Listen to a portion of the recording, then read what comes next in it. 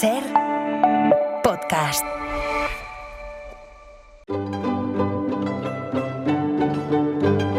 En La Ventana acontece, que no es poco, un relato personal de la historia con Nieves con Costrina, Cadena Ser.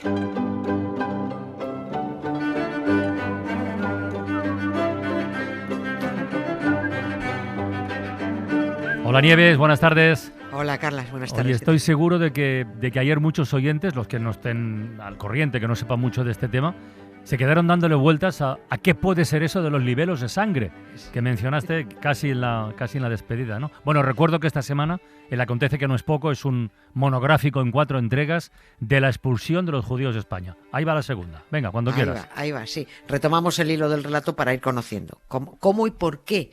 Porque es complejo cómo se llegó a la expulsión de los judíos en aquel ajetreado año de 1492. Los libelos de sangre se dieron en toda Europa. Y el más famoso en estas tierras es precisamente el que provocó, el que terminó por empujar definitivamente llevar a la expulsión de los judíos. Un libelo es lo que es, ¿no? Sí, o sea, claro, pues no son otra cosa que... un libelo es un bulo. Claro. Son fake news, son filfas, son noticias falsas. Un libelo es un texto, un escrito que denigra o infama a alguien o algo. Libelo de sangre es que además esa infamia incluía un asesinato, a ser posible muy cruel, muy retorcido. Historias disparatadas, sin pruebas de nada, solo chismorreos que corrían como la pólvora. Desde 300 años antes de la expulsión ya se habían extendido esas fake news sobre crímenes rituales que cometían los judíos con niños, siempre con niños. Eran bulos, pero el rebaño es que se lo come todo. Hace 525 años no había redes sociales, pero había el boca a boca en los mercados, en los vecindarios, y sobre todo había una red social peligrosísima que eran las misas cristianas, donde un señor con faldas distribuía el bulo para que todo el mundo saliera de allí envenenado y queriendo matar al primer judío que se encontrara. No nos dará tiempo a hablar de una historia muy chula, que es la del golem de Praga, pues ya está, la guardo ya para más adelante, sí, es buenísima, que se inventó un rabino para luchar contra uno de aquellos libelos de sangre allí en Praga. Pero es que los libelos de sangre nacionales nos van a ocupar todo el tiempo.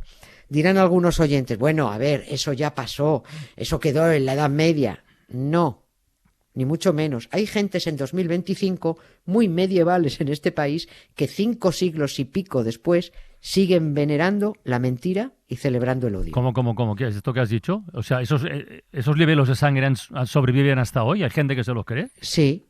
No solo que se los cree, es que los celebran con un odio inimaginable. Y fundamentalmente hay curas que los alientan, porque esto arrastra negocio.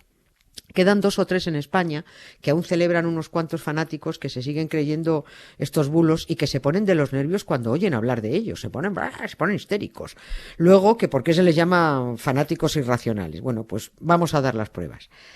Empezamos. El rey castellano Alfonso X el Sabio, que dio mucha caña a los judíos, dejó escrito lo siguiente. Hemos oído decir que algunos judíos muy crueles roban a algún niño cristiano y lo crucifican coincidiendo con la celebración de Viernes Santo. Cierro comillas. Y efectivamente, desde el año 1100 y pico se venía diciendo que los judíos practicaban el rito de crucificar a niños, lacerarlos, desangrarlos, mojar esa galleta llamada hostia en su sangre y todo coincidiendo con el viernes que dicen que crucificaron al judío.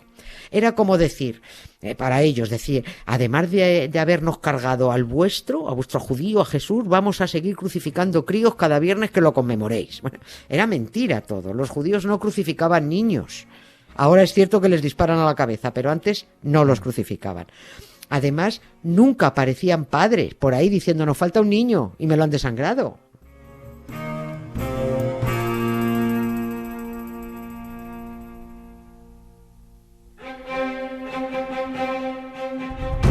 Pero vamos a ver una cosa, Nieves. Estamos en la época en la que estamos, ¿eh? Sí. Que esos bulos se los creyera, digamos, la plebe y tal, que, digamos, fácil de manejar y tal. Bueno, hasta ahí se puede entender. Pero las autoridades, ¿qué decían? Porque has comentado que Alfonso X el Sabio, el propio se lo toma como un rumor. Claro, mira cómo empieza su texto. Claro. Hemos oído decir. Claro, efectivamente se lo toma como un rumor en ese siglo XIII. Y ni siquiera los reyes católicos, ni los primeros inquisidores, los primeros, en el siglo XV creían semejantes patrañas de los libelos. Sabían que era mentira, simples bulos que venían bien pues para azuzar al populacho fanático contra los judíos, como tener ahí un freno social. Funcionaba entonces como funciona ahora. Los bulos se lanzan desde arriba, desde el poder, los lanzan para que se los coma el rebaño. Pero claro que quienes dirigen ese rebaño saben que es mentira porque el bulo lo han fabricado ellos mismos. Hasta que pasa lo que pasa, que el bulo se va de las manos. Pues hace 500 años fue igual. Vamos con 3 casos concretos de hace 5 y 6 siglos que siguen vigentes. Los que no estén interesados y se vayan a poner de los nervios, que cambien ahora a Radio María, que empieza a las 7 la emisión del Santo Rosario Vespertino. Es muy animado. El caso conocido como el de Santo Dominguito del Val nos lleva hasta Zaragoza. Si en la basílica celebran el bulo de una señora y un pilar, en la iglesia de al lado, en la SEO, la Catedral del Salvador, tienen su propio bulo. Allí hay una lápida donde dice: Santo Domingo del Val fue martirizado por los judíos en el año 1250 en Zaragoza, su patria, a la edad de 7 años. Sus reliquias, encontradas milagrosamente, se veneran en este templo y bla, bla, bla, bla, bla, bla. La historia de Dominguito, que se supone que era un monaguillo del aseo, está calcada de otro niño también crucificado, desangrado y manteado por los judíos en Inglaterra. Pero calcada, como calcada fue la del monaguillo inglés de otros niños asesinados por los judíos en exactas circunstancias. Era todo era un invento. Los curas zaragozanos que copiaron el bulo inglés escribieron su libelo de sangre en el año 1500 y pico, pero diciendo que el asesinato de Dominguito ocurrió en el año 1250. En Zaragoza necesitaban un pretexto local para perseguir judíos. Y ya sabemos que los guionistas maños tienen experiencia. Nicolas Cage en Living Las Vegas, veo caer la nieve en la hierba, un Robinson en una isla desierta. Como Nicolas Cage en Living Las Vegas, soy el invierno contra tu primavera, un Dorian Gray sin pasado ni patria ni bandera. Será tu voz, será el licor, serán las luces de esta habitación, será el poder de una canción, pero esta noche moriría por vos. Oye, ¿y entonces este libelo de sangre, el del Dominguito, sigue vigente aún o no? Sí. Fíjate el daño que habremos hecho con la conquista de América, que en Guatemala todavía sacan en procesión el muñeco de Dominguito. Allí todavía Bueno, en Zaragoza tiene sus fans, ya te digo, tiene una capilla, su lápida y todo, pero se cortan más porque la historia, además de mentira, es absolutamente ridícula. El siguiente libelo de sangre que los fans dan por bueno lo tenemos en Sepúlveda, en Segovia. Y otro libelo también muy desquiciado, pero menos sangriento, se da en Segovia capital. Sin entretenernos mucho, porque tenemos que llegar a la joya de la corona más loca de los libelos de sangre, en Segovia se celebra la procesión de la Catorcena.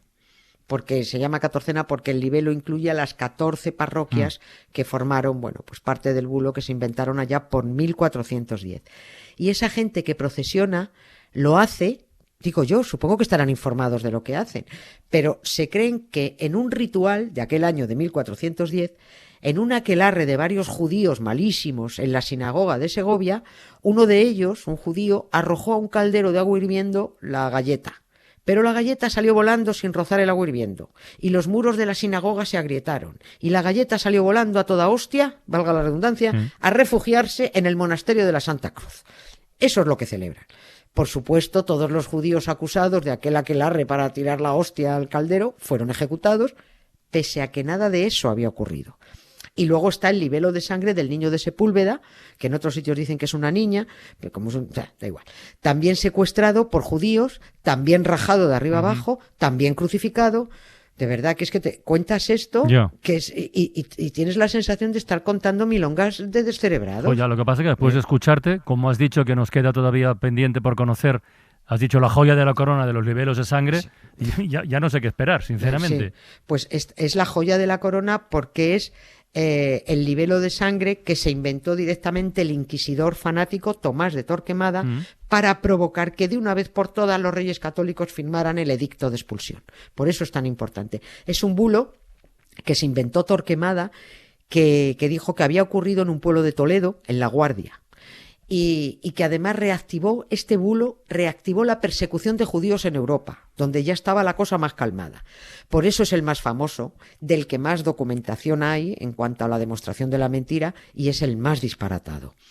Todos, absolutamente todos los historiadores que se ocupan de este asunto de los bulos sobre asesinatos rituales de niños a manos de judíos, dicen que no solo es una salvajada que la Iglesia, aunque con una pinza en la nariz y mirando para otro lado, avale estos actos antisemitas, sino que lo más grave es que autoridades civiles sufraguen estas barbaridades. Hasta el propio Estado de Israel, el Estado de Israel ha presentado quejas en el Vaticano por estas cosas que se celebran en España. Y la multinacional lleva 2 años diciendo, sí, estamos revisando estos espectáculos falsos y sangrientos, pero claro, los revisan muy despacito, porque todo lo que sea negocio y arrastre a la plebe le va bien. Oye, aunque sea falso, recordemos qué era, en qué consistió el libelo de sangre del niño de la Guardia. Bueno, pues este bulo deja corta la matanza de Texas. A ver. Torquemada llevaba años presionando para la expulsión, pero los reyes católicos no acababan de decidirse. Y el dominico cada vez se inventaba más crímenes de los judíos, montaba juicios con pruebas falsas, necesitaba muchos acusados para demostrar a los reyes que los cristianos corrían peligro si no se expulsaba a los judíos, hasta que se inventa la historia definitiva. Y la historia es que 8 judíos habían secuestrado a un niño de 2 años en la Catedral de Toledo, que se lo llevaron a un pueblo de al lado, a La Guardia, que lo habían torturado, que le abrieron la espalda con un cuchillo, le sacaron el corazón y mojaron una galleta en su sangre para arrojarla al río Tajo y envenenar sus aguas. Esa es la historia. Gracias a esta farsa que montó Torquemada, fueron achicharrados en la hoguera, en la plaza de Zocodover, 8 judíos. No hubo niño, no hubo padres que denunciaran una desaparición, ni por supuesto hubo asesinato. Lo único cierto fueron los 8 judíos achicharrados en la hoguera. Y eso es lo que celebran unos cuantos fanáticos en ese pueblo de Toledo, todavía hoy, con el cura delante y algún que otro político que se presta a celebrar un invento de Torquemada y que no entra en cabeza humana que tenga solo un poco más de cerebro que Homer Simpson. Oye, no sé si tendrás respuesta para esto, pero ¿por qué ese empeño irracional de Torquemada en conseguir la expulsión de los judíos? ¿Qué tenía exactamente contra ellos? Lo que tenía este hombre era un odio irrefrenable. Tenía además mucha rabia por ser el mismo descendiente de judíos y sobre todo tenía un afán por destacar y demostrarse y decir, yo, descendiente de judíos, soy el que más los odia y por tanto soy el cristiano más puro. Torquemada era como esos exfumadores que se vuelven fanáticos intolerantes contra los que fuman, que les pasa y dicen, coño, llevas toda la vida fumando, deja de meterte con ellos, ¿no? Pues lo mismo, pero esto ya forma parte de la siguiente historia.